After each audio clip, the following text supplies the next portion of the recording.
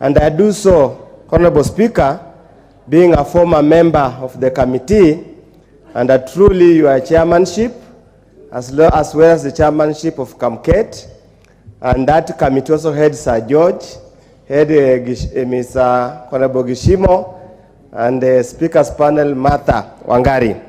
Honorable Speaker, this is an area we have grappled with for many, many years during the 12th Parliament on how to enforce or how to entrench the role of Parliament in statutory instruments. Honorable Speaker, there had been this feeling all over the statutory making authorities, regulatory making authorities, that delegated legislation or statutory instruments are not necessarily a law as is envisaged in the Constitution.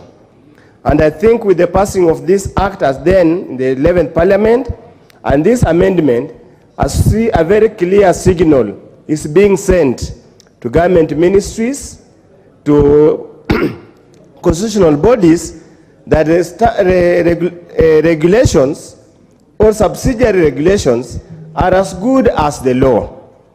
However, Honorable Speaker, the amendments are well intentioned, and I hope the chairman is listening. The amendments as well intentioned might not be strong enough, might not be direct enough to cure the problem we have grappled with. Honorable Speaker, even the parent act is expressly clear that a statutory instrument that's required to be laid before Parliament, if not laid before Parliament, it has no legal effect. And that I'll refer to them to clause 11, section 11(4), that clearly says, in such an instrument shall cease to have effect immediately after the last day for it to be laid, to be so laid, but without prejudice to any act done and the statutory instrument before it became void.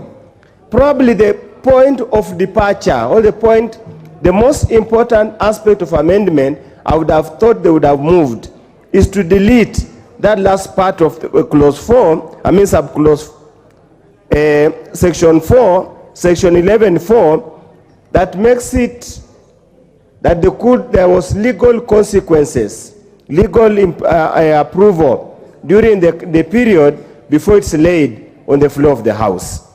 That's where probably the rain started beating us. That's where the major amendments needs to focus on. And we want to request the Vice Chair, we sat with you remember how we went through it. That's where the crust of the amendments need to be directed to. Honorable Speaker, the committee, any committee of the House, makes laws or reviews. It does any acts as delegated authority of the floor of the House. So therefore, Honorable Speaker, allowing the committee to usurp the role of Parliament might seem to be unprocedural and might be unconstitutional. That's why the committee of the whole House, reference should be removed, reference to the committee and reference to Parliament. Honorable Speaker, indeed, it's a requirement that any regulations as stated in the Constitution and even the respective act cannot have a full force of law unless it's passed by Parliament. Again, as my colleague Honorable Kaluma has said, a regulatory authority or a regulation is a law. And where do we publish laws? We publish laws in the Kenya Gazette. We debate here and publish laws in the Kenya Gazette.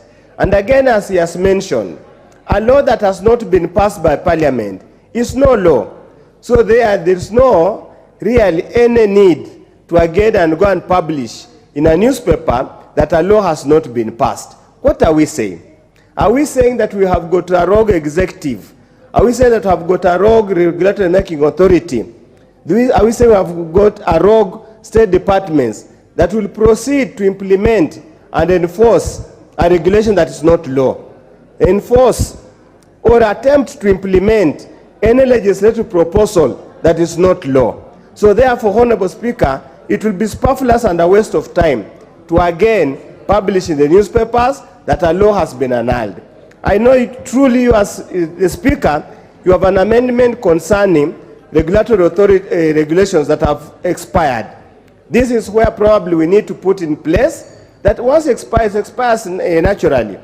Any authority, any state organ that continues to implement an expired law is contravening the Constitution, is illegal, and is actually unfair to the people of Kenya.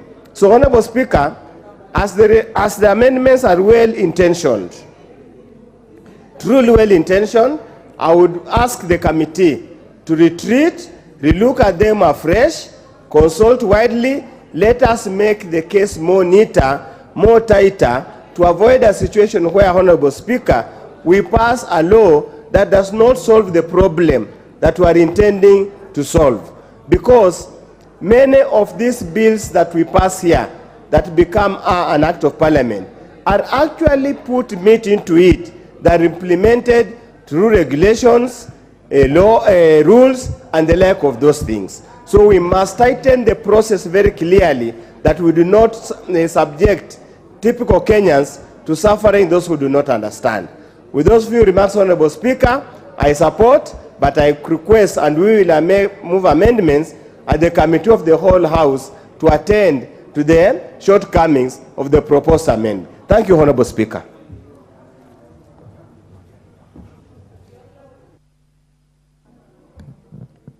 The Honorable Member